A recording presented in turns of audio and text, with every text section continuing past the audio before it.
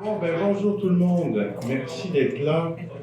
Je dis à mes invités, je vous présente d'abord mes étudiants. Hein. Ce sont mes étudiants du cours éthique et politique pour la plupart, mais il y en a d'autres aussi de l'ENA, de l'École nationale d'aérotechnique. Puis aujourd'hui, dans le cadre de la journée de la culture de l'ENA, qui est une activité de valorisation de la formation générale qui a lieu une fois par année, cette année, le sujet, c'est un autre monde est-il possible? Et nous, on a décidé d'y réfléchir à cet autre monde en parlant de la démocratie, parce qu'il semble que l'actualité exige de nous qu'on y réfléchisse, pas seulement en ce qui concerne la guerre, mais des transformations démocratiques qui ont lieu dernièrement, qui nous viennent des mouvements nouveaux qui nous viennent par exemple des États-Unis. On réfléchit sur cette question, est-ce que toutes les démocraties sont valables? Ça signifie ou ça présuppose évidemment que la démocratie, ce n'est pas une histoire, ce n'est pas une unique chose. C'est un régime politique qui peut prendre plusieurs figures. Et il y a des figures de la démocratie qui, peut-être, on le verra dans la discussion, sont plus inclusives que d'autres ou plus exclusives que d'autres. Alors, c'est sur ces questions que j'ai le bonheur de recevoir trois philosophes que je vais vous présenter les uns après les autres et que je connais assez bien, d'ailleurs, vous allez comprendre pourquoi. Je vous présente d'abord le professeur Jean-Marc Narbonne. Il y a beaucoup d'entre vous qui le connaissez déjà. Oh! Est-ce que tu veux accepter l'invité? Oui, j'accepte d'inviter Christine. C'est la femme de M. Narbonne. Évidemment, elle est invitée. Bonjour Christine. Il faudrait que Christine essaye son baccalauréat puis qu'on mette peut-être dans. On les peint, Jean-Marc. Oui, Christine, ça va, on peut bien te voir aussi. Donc, M. Narbonne est professeur de philosophie à la faculté de philosophie de l'Université Laval.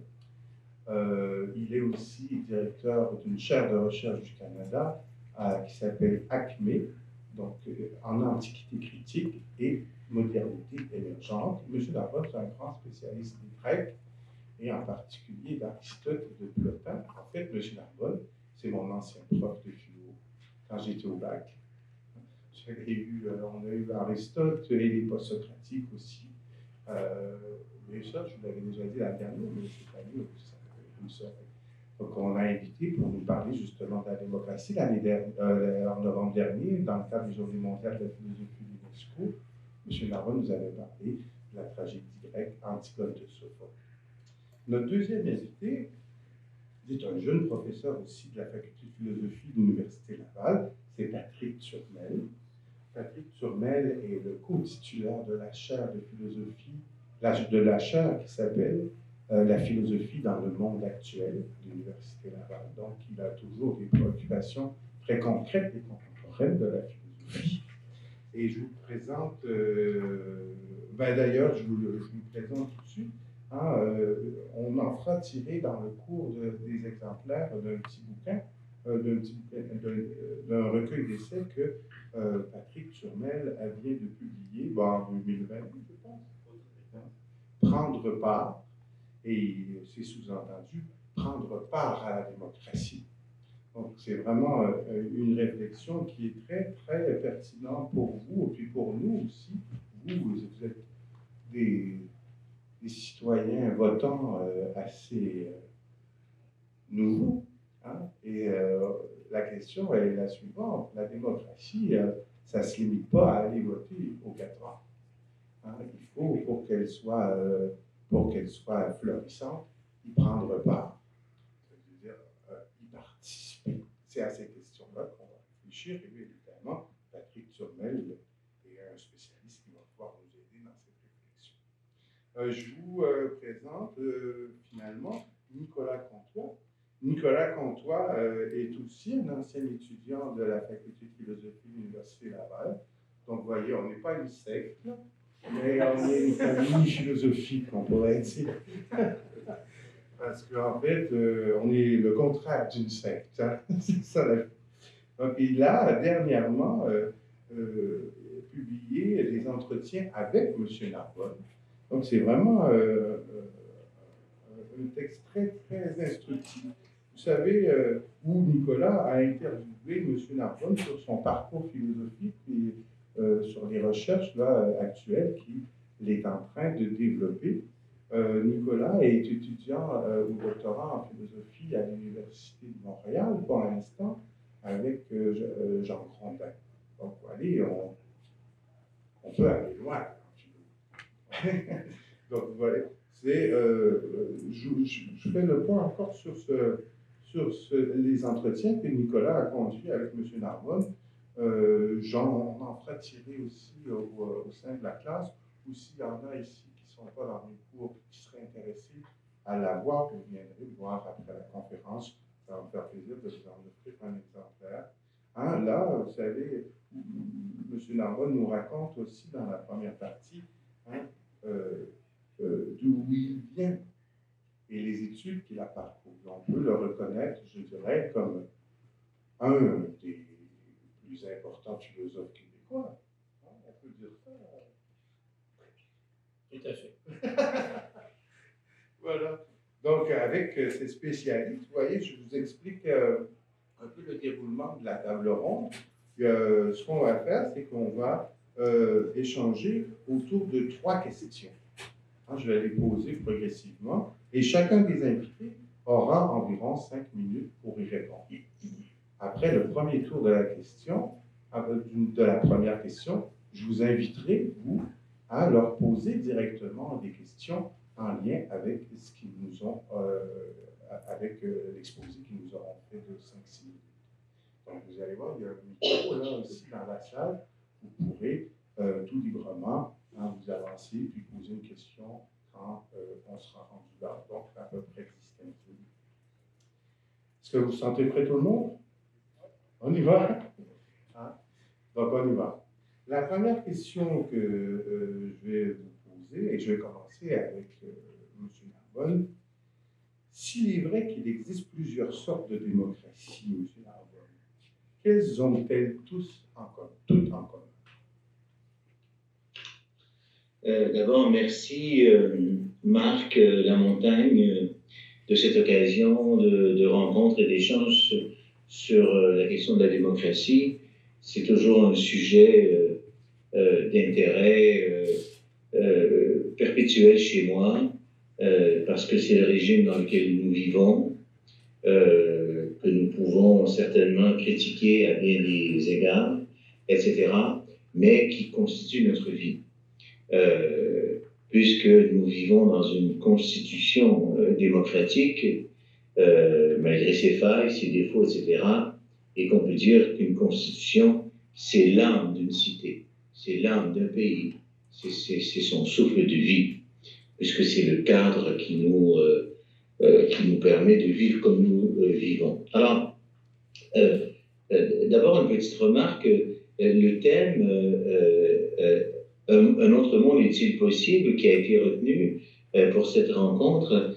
Je ne sais pas si vous savez, mais en France, le slogan de Jean-Luc Mélenchon pour la présidentielle actuelle, c'est « Un autre monde est possible ». Et donc, je pense que malgré tout, je préfère la formulation que le professeur Lamontagne a donnée, c'est-à-dire sous forme de question « Un autre monde est-il possible ?» Et c'est la question que nous allons poser dans le cadre de cette rencontre. Alors, si la question étant plus précise, existe-t-il plusieurs sortes de démocratie et qu'ont-elles toutes en commun? Ce qui est assez fascinant, c'est de voir qu'effectivement, on peut penser qu'il y a un trait commun à toutes les démocraties. Et je voudrais pour cela en donner un exemple très ancien. Aristote, qui est un auteur auquel je me réfère volontiers, au livre 6 de son écrit qu'on appelle Les politiques ou La politique selon les traductions, eh bien justement, il a entrepris de donner les caractères essentiels, fondamentaux de ce que peut être une démocratie. Et puis je vais lire un petit peu l'extrait, et puis on pourra en discuter et se poser la question, est-ce que ce qu'il dit est toujours valable pour nous? Et on peut penser que dans une grande mesure, ce l'est effectivement. Et donc cette question-là est assez facile à répondre dans le sens, puisqu'elle a déjà été répondue il y a longtemps.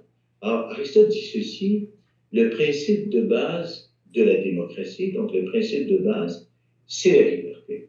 Et là, on met en parenthèse, c'est en effet ce qu'on a coutume de dire. Donc, ce n'est pas quelque chose qu'Aristote lui-même dit, c'est ce qu'on disait à l'époque à Athènes autour de lui. Hein? C'est ce qu'on a coutume de dire, parce que c'est seulement dans une telle constitution démocratique, donc, que les citoyens ont la liberté en partage. C'est à cela que tend, dit-on, toute démocratie. Donc, toute démocratie tendrait à une certaine forme de liberté. Et là, il poursuit en disant, et l'une des formes de la liberté, c'est d'être tour à tour gouverné et gouvernant. C'est-à-dire de ne pas toujours être gouverné par d'autres, mais avoir l'occasion soi-même de participer aux affaires. En effet, il poursuit, le juste selon la conception démocratique, c'est l'égalité numérique et non l'égalité selon le mérite. Hein? L'égalité selon le mérite, ce serait l'idée que ceux qui sont plus méritants dirigeraient davantage et ceux qui sont moins dirigeraient moins, etc. Et puis il poursuit. Ça, c'est le premier signe distinctif. Un autre signe distinctif de la démocratie, c'est le fait, dit-il, de vivre comme on veut. Todzien os volitaetis. Vivre comme quelqu'un le veut, vivre comme on veut. Car, disent-ils, c'est toujours les gens qui parlent. Ce n'est pas Aristote, il rapporte ce qu'on dit. Tel est en effet, tel est l'effet de la liberté, étant donné que la servitude est de ne pas vivre comme on veut. Alors, pour Aristote et pour les Grecs, quel est celui qui ne vit pas comme il veut? Eh bien, c'est l'esclave, évidemment, parce que l'esclave ne peut pas régir sa propre vie. Hein, Aristote nous dit que l'esclave, c'est l'homme d'un autre, c'est l'homme qui appartient à un autre. Et donc, il poursuit, voilà donc la seconde caractéristique de la démocratie.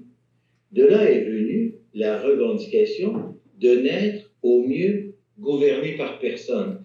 Ça, c'est une remarque intéressante. Au fond, finalement, ce qu'on préférerait peut-être, c'est de n'être gouverné par personne. Mais ce n'est pas forcément quelque chose d'envisageable et de vraiment réalisable.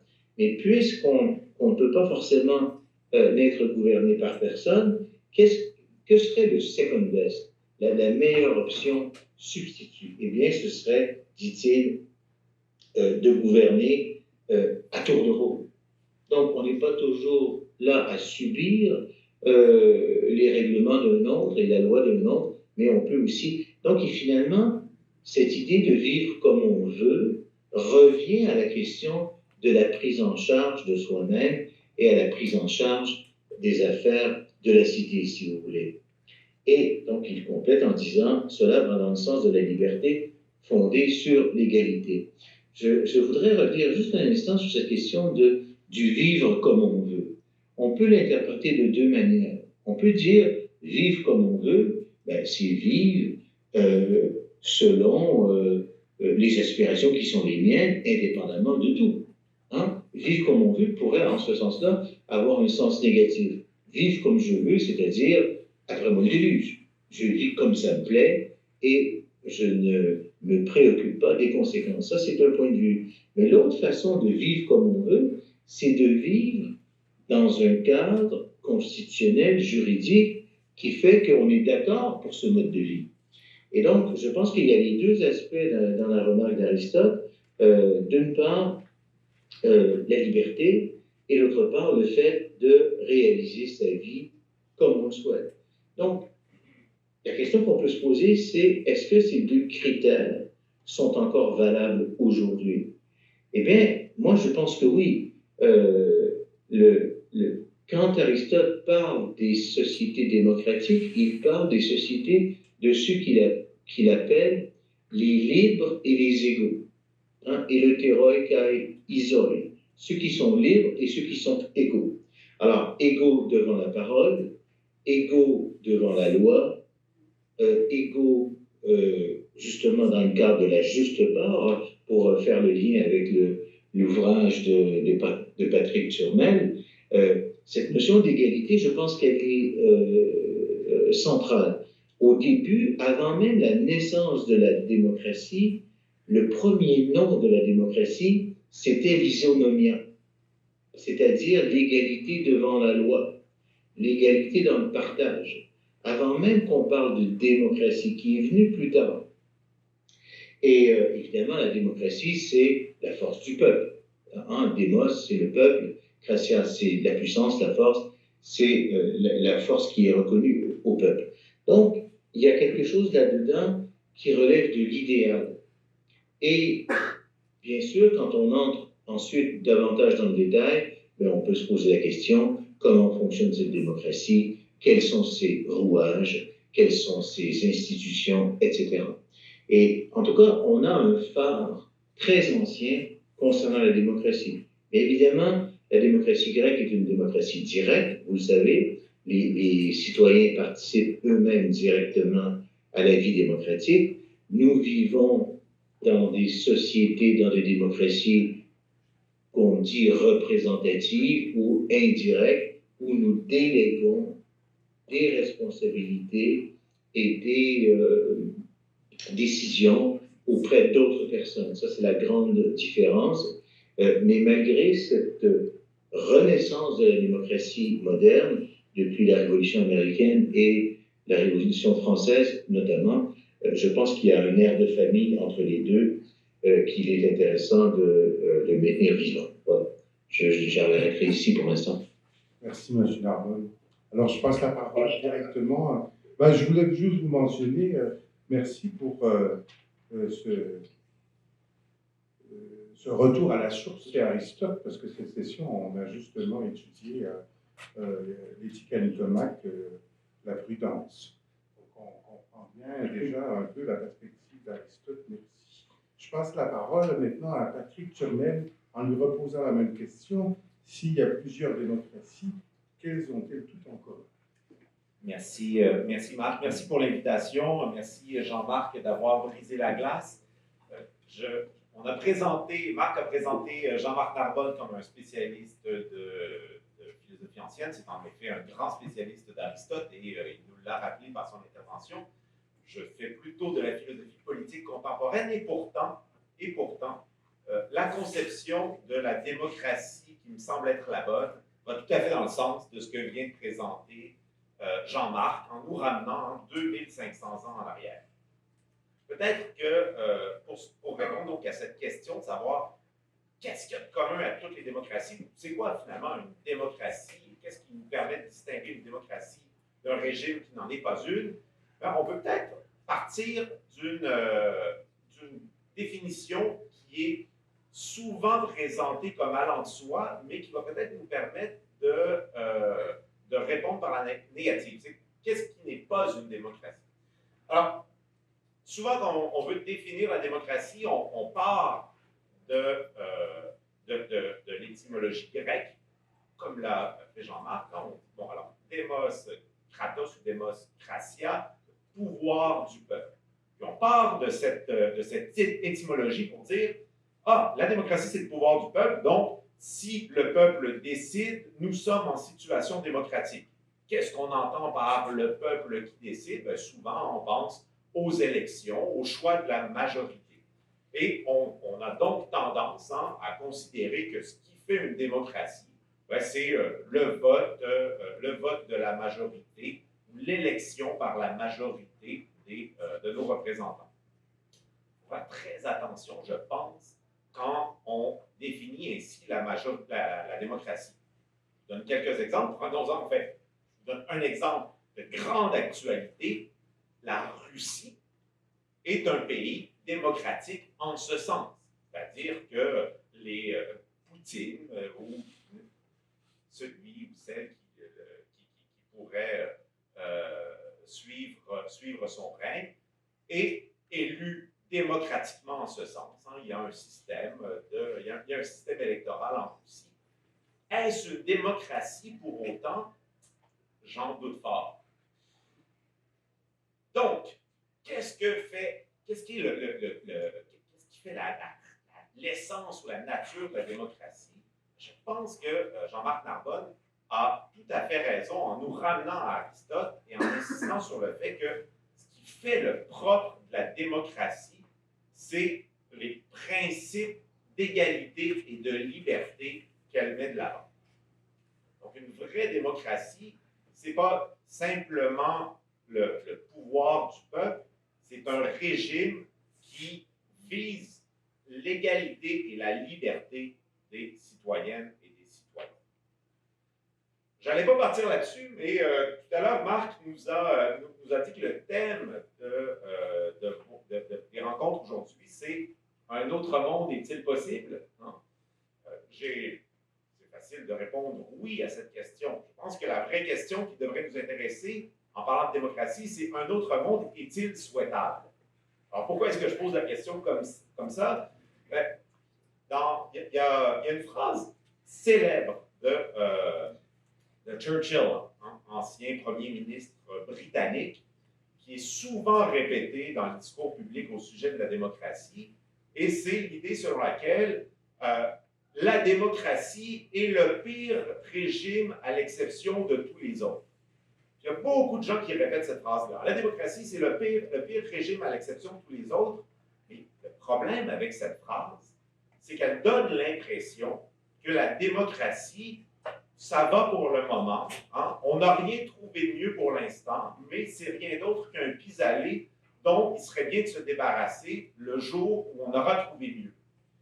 Et le problème avec cette phrase-là, c'est que ça finit par nous empêcher de voir que la démocratie, c'est un idéal qui mérite vraiment d'être défendu.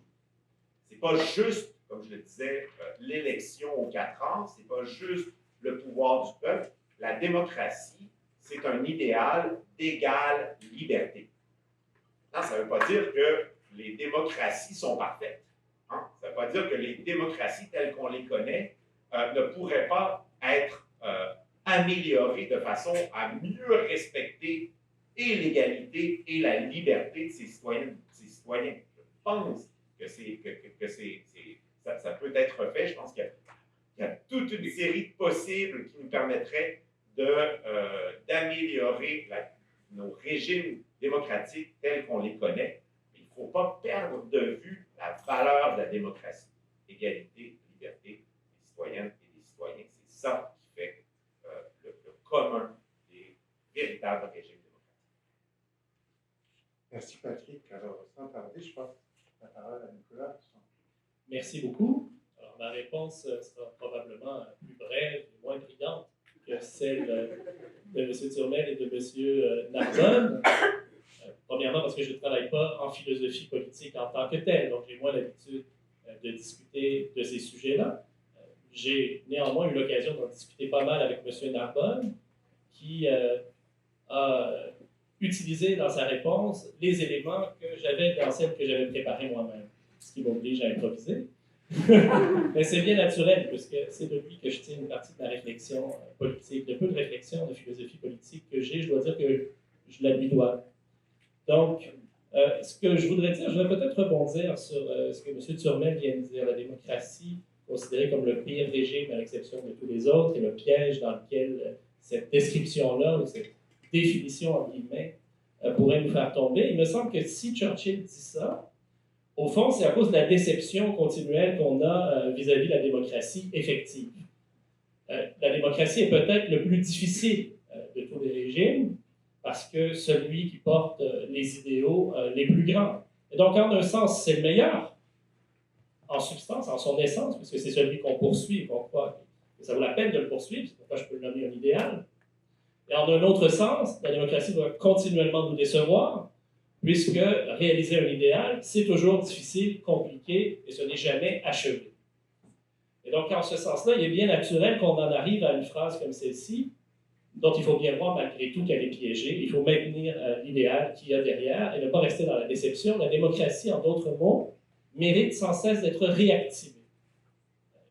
chaque génération, et ce sera votre tour bientôt, doit entreprendre le projet démocratique à nouveau et prendre cet idéal au sérieux si on veut que la démocratie puisse vivre. Je pense que c'est le cas depuis les Grecs, qui ont connu plusieurs réformes. Donc à Athènes, quand on a fondé la démocratie, ça ne s'est pas fait une fois pour toutes. Ça a été un progrès, d'abord avec Solon, Démosthène, un certain nombre de réformateurs comme ça qui sont venus apporter des modifications à un régime déjà en place afin de l'améliorer, ce qui veut dire qu'ils ont pris le régime au sérieux.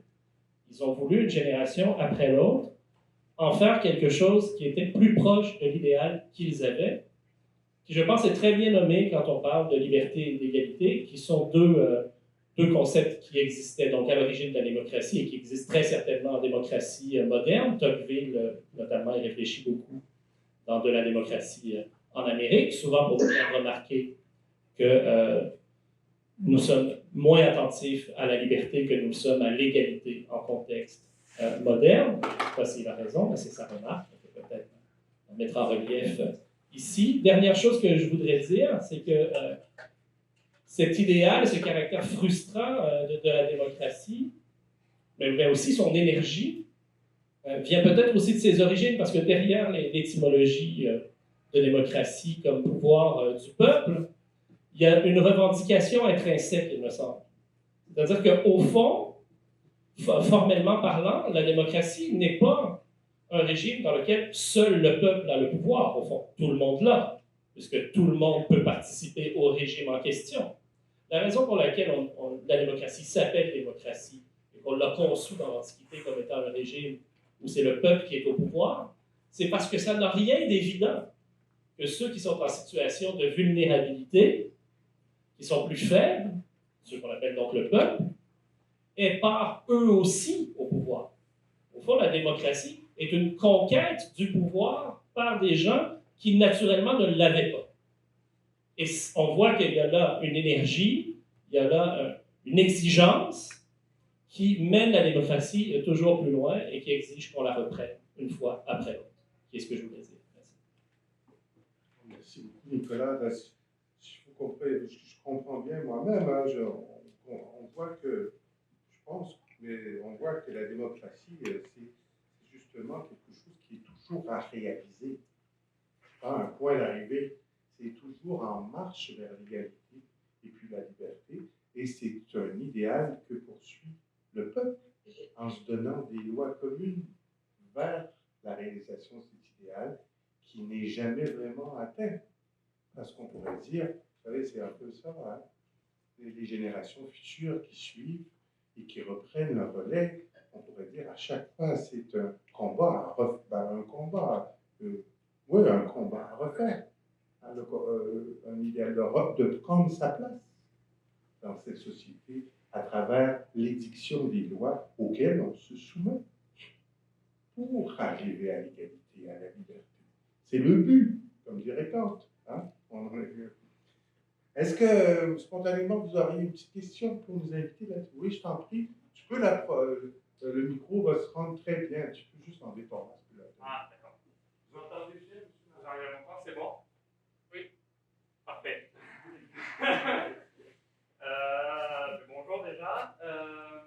Moi, ma question, c'est, on vient d'établir d'un côté que la démocratie est une notion très compliquée à comprendre, à maîtriser, à assimiler, et que d'ailleurs, un des problèmes de la démocratie, c'est qu'on s'en plaint beaucoup.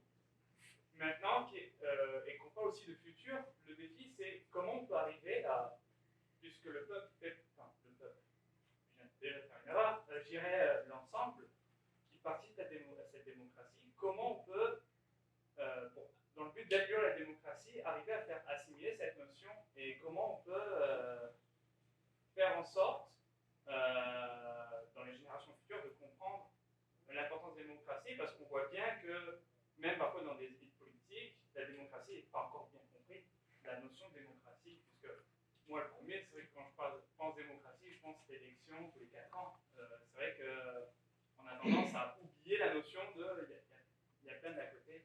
Et comment on peut instaurer peut-être cette idée dans un cadre global pour pouvoir améliorer la démocratie.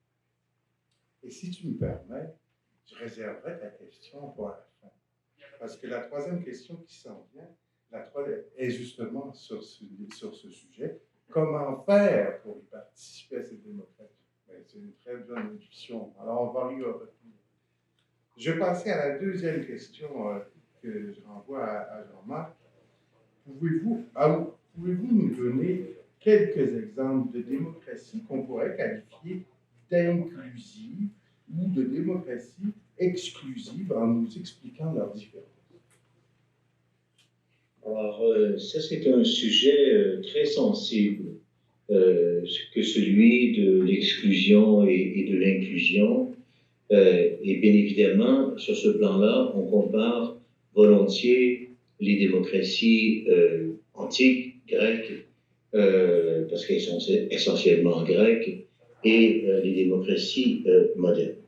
Bon, alors, il est bien évident que la démocratie grecque, justement parce qu'elle était directe et qu'elle exigeait une certaine présence aux affaires, en face des affaires, un engagement, est-ce que le prix à payer de cette démocratie, c'était l'esclavage, l'exclusion des femmes, etc.? C'est une question que beaucoup de spécialistes ont posée. Un des premiers, c'est Moses Finlay, hein, qui disait est-ce que le prix de la démocratie grecque, c'est l'esclavage, finalement? Et est-ce que le prix n'était pas trop élevé? Et est-ce que ça valait la peine de ce point de vue-là? Bon. Alors, il est bien certain que dans la tradition grecque, je parle pour Athènes, bien évidemment, qu'on connaît mieux, bon, il y avait des esclaves, beaucoup d'esclaves, qui assuraient la vie des citoyens. Ça, c'est une classe de gens.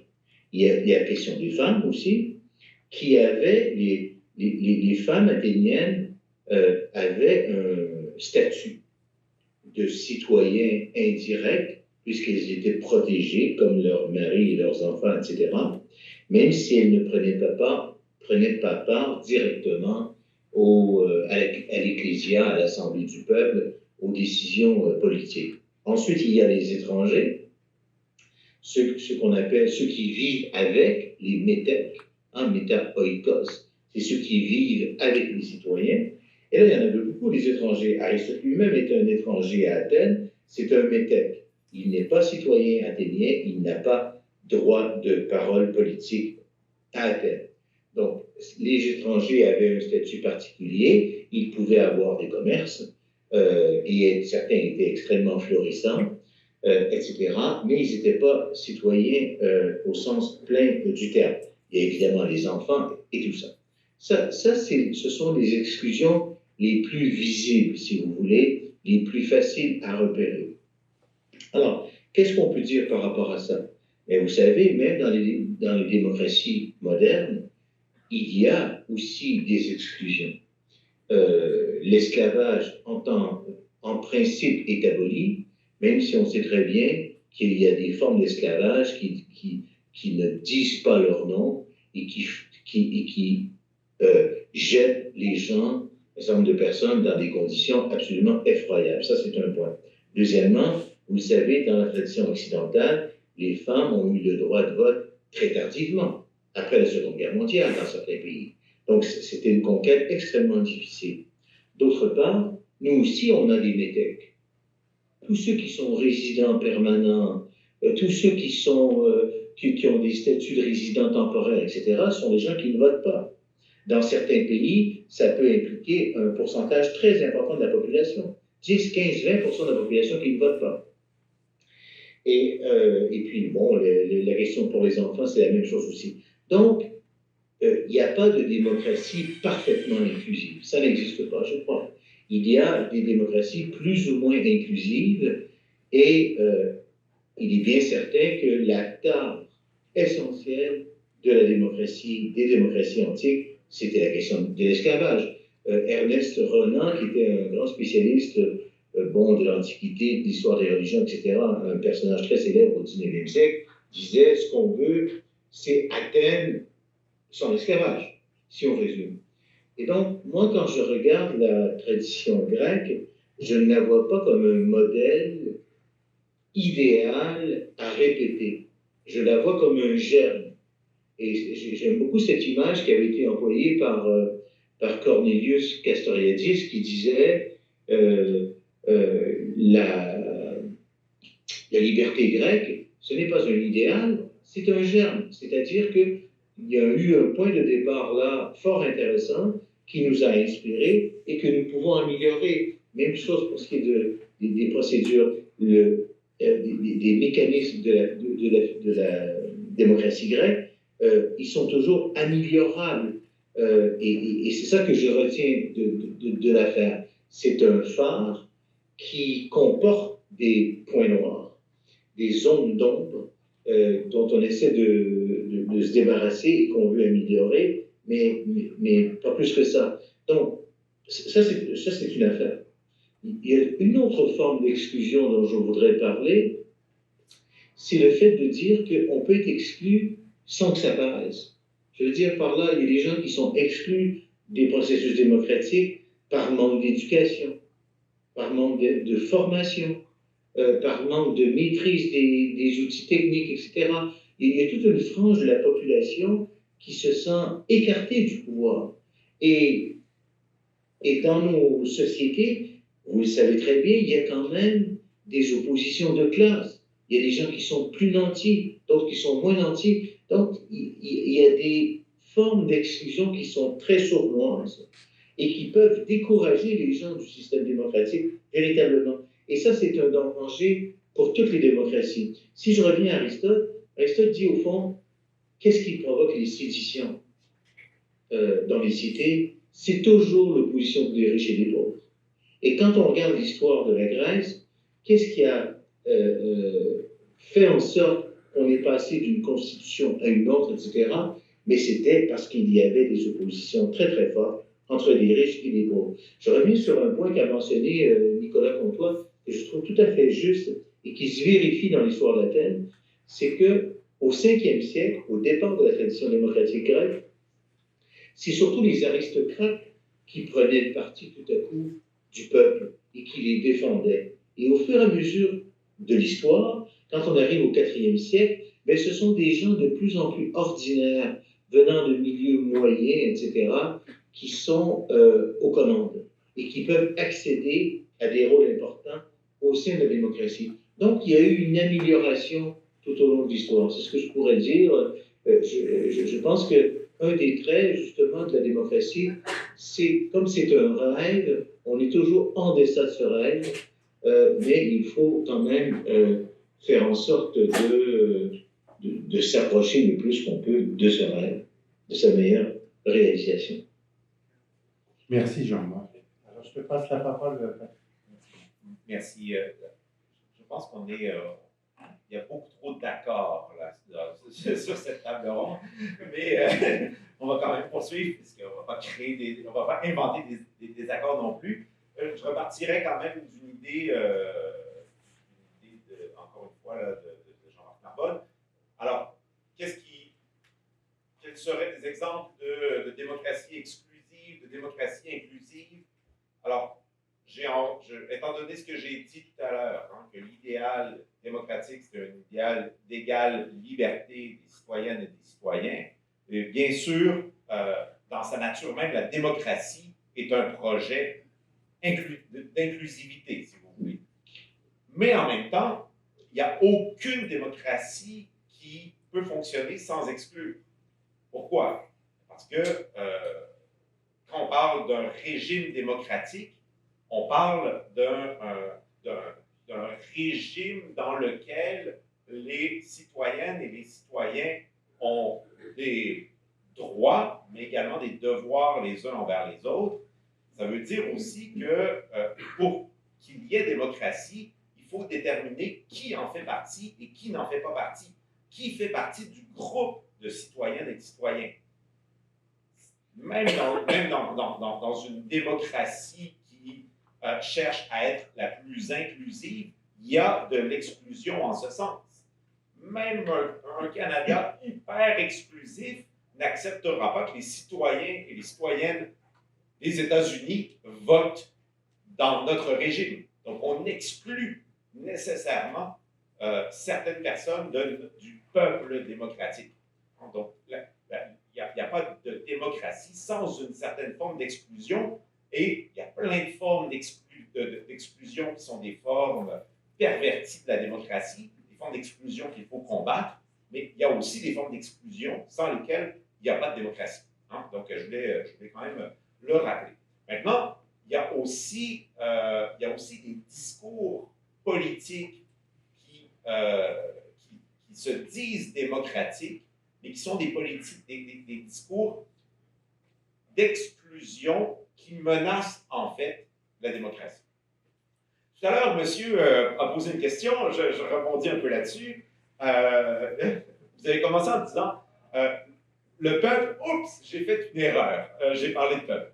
Bon, je pense pas que ce soit nécessairement une erreur, c'est-à-dire que moi, je pense qu'on peut parler de peuple démocratique, il n'y a pas de problème. Hein, il faut bien déterminer qui fait partie du groupe des citoyennes et des citoyens, puis on peut appeler ce groupe-là le peuple, il n'y a pas de problème. Le danger, c'est quand on pense qu'il existe quelque chose comme un peuple uni, homogène, qui représenterait des intérêts homogènes, et ça me semble être un risque. Donc, on entend parfois hein, des politiciens aujourd'hui parler, affirmer qu'ils travaillent au nom du peuple, justement, qui eux travaillent pour le vrai monde. Et là, il y a ce discours qu'on appelle parfois hein, un discours populiste qui s'appuie justement sur cette idée d'exclusion. Donc, cette idée qu'il y aurait quelque chose comme du vrai monde, hein, un peuple authentique avec avec des intérêts clairs, des préférences, des valeurs partagées, et que les personnes qui ne partageraient pas les valeurs du peuple n'en feraient pas véritablement partie. Donc, il y a cette idée, il y a ce discours populiste qui s'appuie sur l'idée qu'il y a le vrai monde puis les autres. Puis là, les autres, ça peut être toutes sortes de mondes. Hein. Des fois, ceux qui sont exclus dans ce discours, c'est les immigrés, donc parfois c'est les personnes qui dépendent de systèmes d'assistance sociale, parfois c'est les universitaires qui sont exclus du soi-disant vrai monde, donc parfois c'est les représentants des médias, vous voyez d'où vous voyez venir. Donc ce discours populiste, il se dit démocratique, mais pour moi c'est une perversion de la démocratie, parce qu'il s'appuie sur un fantasme d'un peuple uni, homogène, et ce peuple-là, il n'existe pas. Si on prend au sérieux les principes de la démocratie, de l'égalité, de la liberté, il faut reconnaître qu'un régime démocratique doit tolérer une grande pluralité d'intérêts, de valeurs, d'opinions politiques. Puis une des raisons pour laquelle la démocratie, c'est complexe, c'est un projet difficile, comme Nicolas l'a bien dit, toujours à recommencer et à réaliser, c'est que nos institutions démocratiques ont essentiellement comme objectif de traduire une diversité d'opinions en des décisions que tout le monde devra reconnaître comme légitimes. C'est ça la difficulté de la démocratie, hein, c'est qu'il faut bien à un moment donné prendre des décisions collectives. On ne sera pas toujours content de ces décisions, mais une bonne démocratie, c'est un régime politique où même quand on perd, même quand ce n'est pas notre opinion qui triomphe, on doit reconnaître que le résultat est légitime. Or, le discours populiste, c'est le discours du leader qui affirme parler au nom du peuple et qui, quand il ne triomphe pas, considère que c'est la démocratie qui a été bafouée. Dans la caricature de ça, c'est Trump qui répète encore qu'il s'est fait voler les élections. Ça, c'est un geste absolument antidémocratique. Ne pas reconnaître la victoire légitime de l'autre, c'est une condition essentielle d'une démocratie vivante. Vraie démocratie, c'est la reconnaissance que une décision collective, une élection n'est jamais la dernière. Il y aura toujours possibilité de se reprendre, de gagner la prochaine fois.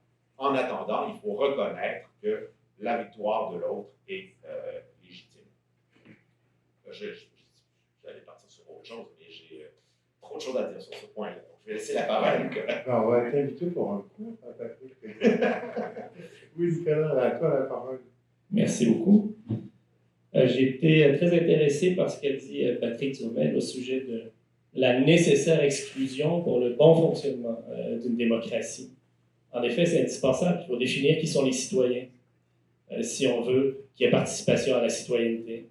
Et ça ne peut pas être tout le monde par définition. Et donc, il y avait une tension entre l'idéal d'inclusivité, dont on a bien fait de rappeler qu'il habitait la démocratie en tant que telle, et la nécessaire exclusion.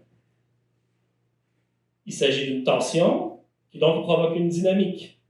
Partout où on a tension, on a mouvement, on a vie, et ce mouvement doit rester. Alors si on est dans une forme d'exclusion perverse qui cherche à refermer la marmite, au fond, et à ne plus permettre que l'idéal d'inclusivité, de participation reste actif, ce qu'on fait, c'est refermer la démocratie elle-même, au fond, c'est ce qu'on souhaite. D'où le fait que ceux qui promeuvent ce type de pensée finissent toujours par mener une forme de politique autocratique d'une manière ou d'une autre. Au fond, ce qu'ils refusent, c'est la tension, qui est intrinsèque au jeu démocratique lui-même. Parce que rien n'est jamais défini de manière absolument arrêtée. Les choses doivent pouvoir changer et avancer. Ce que je voudrais faire valoir, c'est que ce caractère-là dynamique de la démocratie me semble très grec. C'est-à-dire qu'il me semble qu'il y a là un héritage dont nous tirons encore profit, qui nous vient des Grecs, dans la mesure où il me semble que les Grecs, du moins à Athènes, du moins en contexte démocratique précisément, avaient cette caractéristique d'être des grands expérimentateurs, d'essayer des choses et d'oser la contradiction, l'ajout oratoire contradictoire, même dans d'autres domaines que le domaine politique. On le voit beaucoup, par exemple, en philosophie. Raison pour laquelle les philosophes ont protesté les uns contre les autres, même si nous ne le faisons pas vraiment ici. Raison pour laquelle on a eu une multiplicité d'écoles de philosophie dans l'Antiquité, où, au fond, le maître d'une école, le maître d'une autre école n'est pas du tout d'accord les uns avec les autres, même si nous vous enseignons cela en vous disant « voici la philosophie ». Au fond, il y a des désaccords fondamentaux entre diverses écoles de philosophie. Mais il me semble que tout ça participe de l'idée générale, large, de laisser la joute oratoire avoir lieu, avoir cours, avec ses antagonismes, et que cette forme de vie-là est intrinsèque à la démocratie également, même en contexte moderne. Et qu'on en a un héritage grec qui devrait nous être cher. Merci beaucoup. On voit, j'aime beaucoup cette idée de la tension, parce que la démocratie, en fait, c'est une vie, c'est la vie démocratique, c'est pas juste un régime. C'est toujours une tension entre inclure, exclure, qui est pratiquement infinie.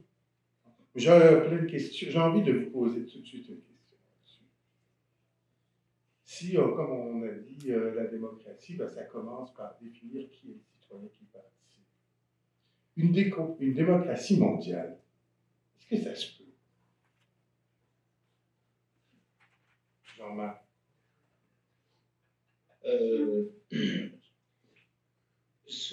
En tout cas, dans l'immédiat, certainement pas.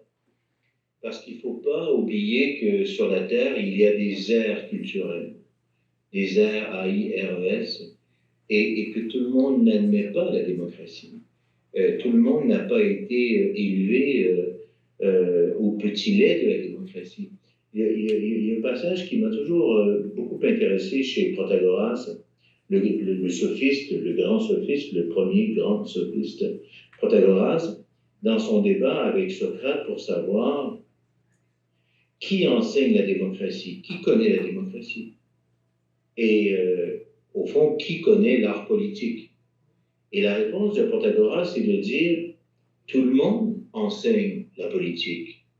Ta mère, ton père, tes amis, l'école, le maître à l'école, etc. Et donc, dans la vie politique, il y a un apprentissage quotidien. De la même façon que nos parents nous enseignent des valeurs, nous transmettent des valeurs, de la même façon, il y a un cadre politique dans lequel nous sommes immergés. Et heureusement ou malheureusement, mais en tout cas c'est un fait, la tradition politique, ce n'est pas qu'une question théorique ou théoritique. On peut être démocrate de manière théorique, mais ne pas l'être en pratique. Je vous donne un exemple. Quand Donald Trump, avant les résultats de l'élection, a commencé à dire qu'il ne savait pas s'il allait reconnaître les résultats de l'élection, ça c'est quelque chose d'absolument dramatique, parce que ça veut dire, c'est comme s'il disait, je ne sais pas si je suis capable d'entrer dans le jeu démocratique, dans l'espace démocratique. Ce qui est très important, c'est que si, pour prendre un exemple, Patrick Turmel remporte une élection et qu'il est nommé, il sait que je ne prendrai pas les armes contre lui. Il le sait, ça. Et si c'est moi, à qui ça arrive, ou Nicolas Comtois, il sait qu'on ne prendra pas. Donc, il y a une entente tacite préalable. Et la démocratie est quelque chose de magique en ce sens-là. C'est une entente préalable qui n'est pas que théorique, c'est un mode de vie. C'est vraiment un mode de vie qui nous est transmis par nos parents, par nos amis, par la vie démocratique que nous partageons. Et vis-à-vis de ça, et c'est ce qu'on voit, je renvoie à ta question, Marc, est-ce qu'on peut importer la démocratie dans d'autres pays, en faire viser à une démocratie mondiale? On voit bien les obstacles qu'on a rencontrés à vouloir imposer la démocratie.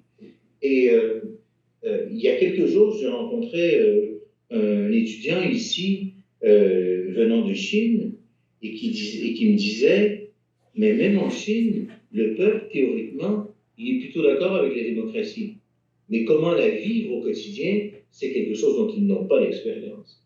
Donc, c'est assez complexe. Si c'était qu'une affaire de théorisation, eh bien, on réglerait la chose beaucoup plus rapidement. Mais je pense que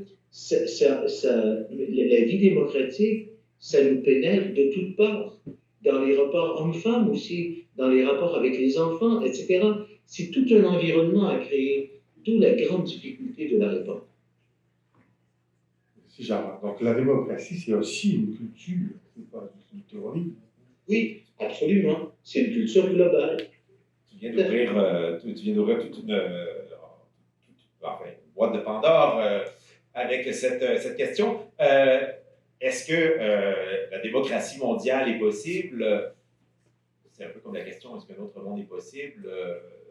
J'ai envie de dire, est-ce que la démocratie mondiale est possible? Est-ce que la démocratie mondiale est souhaitable? Deux questions différentes. Est-elle possible? Difficilement en pratique, du moins dans le court terme, pour toutes les raisons que Jean-Marc Narbonne a données, et pour ce que vient de dire Marc aussi, la démocratie, c'est pas qu'un régime, c'est aussi une culture politique. Et une des raisons pour laquelle la démocratie est constamment à réaliser, c'est que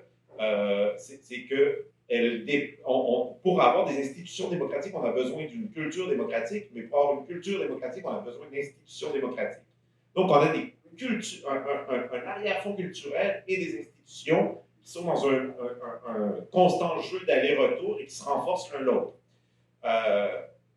Maintenant, est-ce que la démocratie...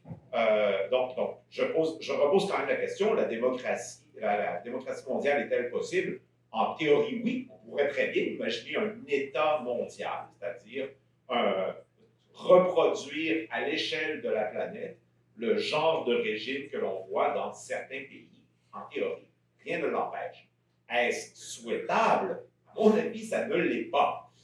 Parce que dans chaque démocratie, on retrouve aussi, comme j'ai été employé, mais dans un autre contexte, les germes de son contraire. Donc, dans chaque démocratie, on peut voir naître des tentations autoritaires, puis on le voit dans plusieurs démocraties occidentales en ce moment, ce désir autoritaire.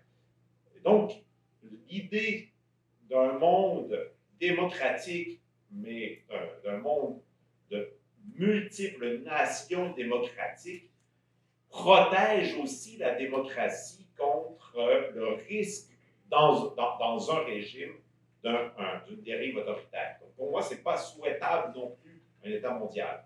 Mais j'ai envie d'ajouter autre chose. La démocratie, ce n'est pas simplement, comme on l'a dit, des frontières, une souveraineté du peuple, c'est aussi des idéaux d'égalité et de liberté. Et une chose qui est souhaitable au niveau mondial, c'est qu'on ait des relations internationales et des organisations internationales davantage démocratiques. Ça, c'est possible et c'est souhaitable. Mais bon, ça exigerait évidemment de nombreux détails si on voulait discuter davantage ces questions. Merci. Évidemment, une question très difficile. Démocratie mondiale ou internationale, c'est possible. Moi, j'ai envie de dire, admettons qu'elle le serait. Je ne crois pas, pour les raisons qui ont été énoncées. Je ne sais pas non plus si c'est souhaitable. Mais admettons qu'il y aurait une démocratie. La question implicite, démocratie donc universelle ou internationale, la question implicite qu'il y avait derrière, je crois, était: s'agirait-il alors d'une démocratie parfaitement inclusive? Bon, c'était le sous-entendu, me semble-t-il. Il me semble donc que non. Quand bien même on pourrait penser à une démocratie qui soit installée partout sur le globe terrestre, il y aurait encore des formes d'inclusion, à savoir qui participerait à cette démocratie ou pas, ne serait-ce que des formes d'exclusion insidieuses, comme celle dont a parlé Jean-Marc Narbonne un peu plus tôt. Encore faut-il avoir l'éducation suffisante, les moyens, etc., pour participer à la démocratie en question, pour que vraiment il en soit une. Et puis il y a des questions toutes simples, par exemple, à partir de quel âge est-ce qu'on a le droit de vote? Si vous fixez un âge, vous avez exclu tous ceux qui sont en bas de cet âge. Il y a des questions toutes simples comme celle-là qui se posent et qui font que, nécessairement, si on pense à la démocratie, on est en train de penser la citoyenneté. Et penser la citoyenneté, c'est penser une certaine forme d'action rationnelle et de capacité de dialogue. Et donc, il y a toujours une forme d'exclusion intrinsèque, malgré tout, me semble-t-il, ce qui suit l'argument de tout à l'heure. C'est très intéressant la discussion, tellement que j'ai envie de déroger au plan déjà que j'avais préparé. Et pour faire un petit lien avec le texte à l'étude que les étudiants ont à faire. Et puis on est en train d'étudier, et ça sera la dernière briève question. Les étudiants sont en train d'étudier le principe responsabilité de Hans Jonas. Et je vous mets la table là, j'aimerais bien avoir une réaction critique par rapport à ça, parce que la question c'est, devant la crise climatique, la seule solution, la solution que Jonas propose, celle qui a le plus de chance, c'est, premièrement, il faudrait exproprier la terre, puis instaurer un marxisme global qu'il juge avoir plus de chances de contrôler ou de prévenir l'avenir de l'humanité qu'une démocratie libérale. Dites-moi brièvement, qu'en pensez-vous? Jean-Marc. Je suis content que ce soit Jean-Marc qui ait débuté. Moi, je ne suis pas du tout, je ne suis pas du tout séduit par une piste comme celle-là. Je crois que la vie humaine implique des différences. Les individus eux-mêmes sont différents. Ils ont des aspirations différentes. Ils ont des talents différents, etc. Un désir trop grand d'uniformisation m'inquiète. Je crois que, je pense à une remarque, même par rapport à la démocratie, à un certain moment, Aristote dit, vous savez, les gens, si on les spolie pas trop, s'ils sont pas trop maltraités, ils sont juste contents de s'occuper de leurs affaires. Et c'est une forme de vie démocratique aussi. Hein? Il y a des gens qui veulent vivre leur vie paisiblement, et du moment qu'ils ne sont pas trop contraints par le régime, ça va. Et ils ont le droit. Donc, je pense qu'il faut partir du fait qu'il y a une vraie diversité humaine, il y a des aspirations différentes, puis la cité doit respecter ce genre de différence. Donc, l'idée de compresser les désirs et de tous les orienter de la même façon, Quand on présente ça comme ça a un visage riant, ça a l'air très attractif, mais souvent ça produit l'inverse. Donc moi je ne crois pas du tout à cette mesure-là. Le marxisme a montré ses conséquences désastreuses historiquement. Donc je n'y crois pas du tout. Je pense plutôt vraiment à une formule, vous savez, comme selon la formule en anglais qu'on dit check and balance. Je pense qu'il faut différents organismes, différents rouages, mécanismes, etc., pour compenser sans arrêt une chose par une autre. Et puis, qu'il y ait des gens plus riches et moins riches, d'une part, ça a toujours été, et je pense que ces variations sont naturelles. Simplement, il faut pouvoir compenser et faire en sorte que ce soit vivable pour tout le monde. Donc, il ne faut pas oublier que Hans Jonas, quand même, écrivait à une époque qui n'est pas si lointaine, mais où on avait encore le mirage du marxisme sous les yeux. Moi, je ne crois pas, je ne suis pas. Ce qui me gêne, ce sont les excès du libéralisme qui sont réels et qu'il faut combattre. De ce point de vue-là, je trouve que la société québécoise n'est pas la pire, parce qu'il y a des mécanismes justement d'équilibre, de rééquilibrage qui me paraissent heureux. Donc, il faudrait vraiment que voir dans ces conditions de quel marxisme on parle. Vous voyez ce que je veux dire? Ça demanderait énormément d'éclaircissement, mais a priori, je suis extrêmement réticent devant ce genre de solution. Merci, vous donnez des outils critiques là, aux étudiants pour leur travail.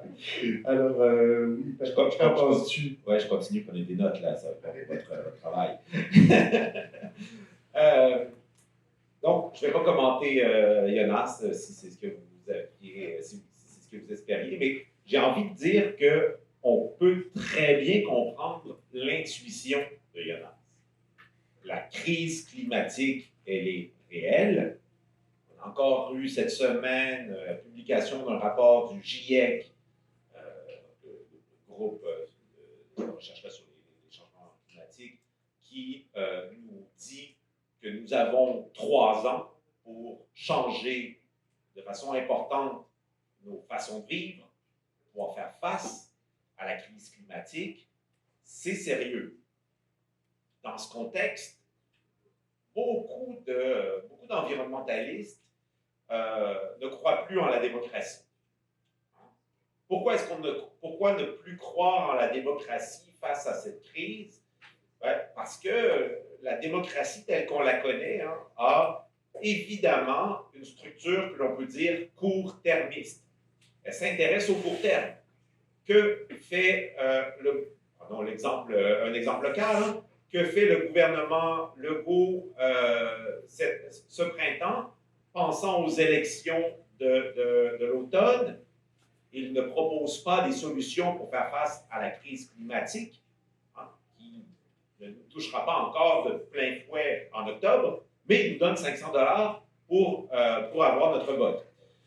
Donc, ça, c'est le problème, un problème évident de la démocratie, c'est son cycle court-termiste. On vise le court terme pour être réélu ou pour être élu. Ça ne fonctionne pas avec... ça n'aide pas à faire face à une crise comme celle que l'on connaît en ce moment, même si elle ne nous apparaît pas là, aussi près et aussi clairement que la pandémie, par exemple. Maintenant, une fois qu'on a dit ça, j'ai envie de répondre de 2 façons à quelqu'un comme Jonas, mais à bien des environnementalistes, par exemple, qui sont dans la tentation autoritaire.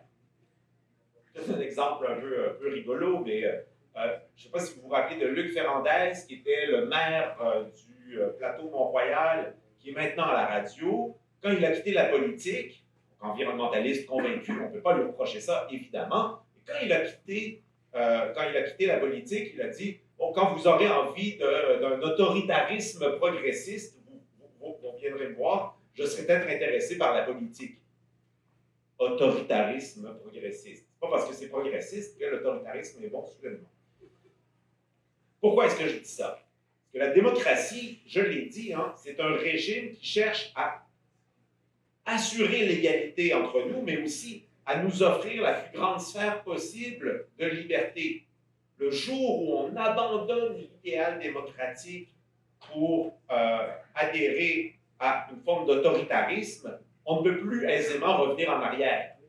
Ça signifie la perte de nos libertés, et la perte de nos libertés, c'est quelque chose qui est généralement quasi définitif, hein, parce qu'il n'y a aucun dirigeant autoritaire qui va accepter de nous redonner cet espace. Donc, la démocratie a une valeur en ce sens-là. Ça, c'est la première réponse. Penser qu'on devrait choisir entre la liberté et son autre, ben, c'est devoir aussi réaliser que c'est choisir entre la préservation de nos libertés ou leur perte. Donc ça, c'est vraiment important de l'avoir en tête. L'autre élément de réponse qui me semble important de souligner, c'est que les démocraties peuvent intervenir, en fait, dans l'histoire, hein, les démocraties ont démontré leur capacité de se renouveler, de s'adapter et de bouger rapidement en situation de crise. Donc, qu'est-ce que ça signifie? On l'a vu avec la pandémie. Hein? Devant une crise, on a vu que même un État démocratique, avec son cycle court-termiste, pouvait prendre des décisions extrêmement importantes pour que les choses bougent vite. Ça pourrait être possible face à la crise climatique s'il y avait la volonté, et la volonté politique, elle dépend surtout, d'abord et avant tout, hein, de la volonté des citoyennes et des citoyens, et donc de votre parole, d'où l'importance de prendre part. Je me permets de clin d'œil. Et excusez-moi, c'est un sujet que je trouve très, très important, mais dans ce contexte-là aussi, on a dit que la démocratie, c'est pas une fin c'est pas un régime définitif, c'est un processus. Il se reconstruit toujours, et on peut très bien imaginer, hein, comme on l'a fait dans l'histoire, repenser des mécanismes qui contraindraient davantage les politiciens face à la situation climatique, sans sortir de la démocratie, c'est-à-dire sans abandonner notre liberté. Nicolas, rapidement, je te donne le mot de la fin en quelques minutes. Ce sera très rapide après ces interventions riches. Oui, il me semble que l'intuition fondamentale de Jonas doit être qu'il n'y a pas assez de stabilité, il n'y a pas assez de réflexion à long terme en démocratie pour faire face à une situation comme celle que nous vivons maintenant, une crise environnementale d'aussi grande ampleur que celle que nous vivons maintenant. Je pense qu'il se trompe. Que tout bonnement, il y a des éléments dans un régime démocratique de stabilité aussi, des éléments qui fonctionnent sur le long terme aussi. Ce sont nos institutions, nos ministères, nos agences de toutes sortes, etc. Et si on les renforce, par exemple, si on avait un ministère de l'Environnement digne de ce nom au Québec, il est possible, je ne dis pas que c'est ce qui se passe, mais il est possible de faire face à des situations aussi difficiles que celles auxquelles nous faisons face. Il est très difficile de répondre à la question sans commencer à parler beaucoup d'actualité, mais je vais me retenir pour dire que ce que la démocratie a d'unique, c'est sa capacité d'invention. Or, il me semble que face à une situation aussi inusitée que celle que nous vivons sur le plan environnemental, ce dont nous avons besoin avant tout, c'est de capacité d'invention.